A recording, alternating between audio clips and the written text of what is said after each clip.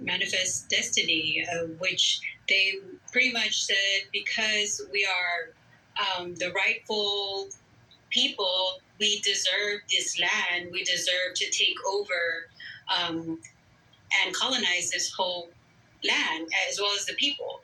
And part of that, as we can see with this person, I think that they in themselves have internalized that and has been put in a position where now they feel like they can take over and everyone else is below them.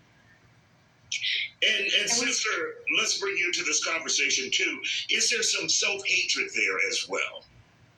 I mean, not only is there self hatred, but there's also a want to assimilate and a want to belong somewhere. So we see it in cases like this person or other people that because they are so oppressed, they rather leave whatever themselves or their culture that they want and try to join these other groups. And it's important to point out that anybody can be a white supremacist. I've been hearing a lot of online chatter, and they're saying, well, he was Hispanic, there's no way he can be a white supremacist, but you can be a white supremacist in ideology. And we have people like Senator Ted Cruz, we have people like Chingo Bling, who are so self-hatred on themselves that they want to occupy a space or want to beg for a space in other spaces.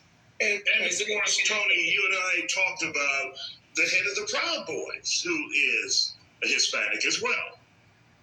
And I think we're touching on something here where, for example, there's not an official definition of what it means to be Latino. So if you look at the census, it's just kind of stretched the term out.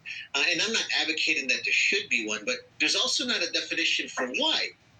And what happens then is, if you control power and you've got certain privileges that's been handed down to you because maybe you own slaves, maybe you own land forever, you happen to be a certain pigment, you don't have to argue who you are. By default, you run everything. On the other hand, we who are disenfranchised, we have to fight to define ourselves and to work our space out. I bring all that up because here's the irony of people like these supremacists who are in the Proud Boys. And again, my heart goes out to all the people who suffered because of the rage of these men.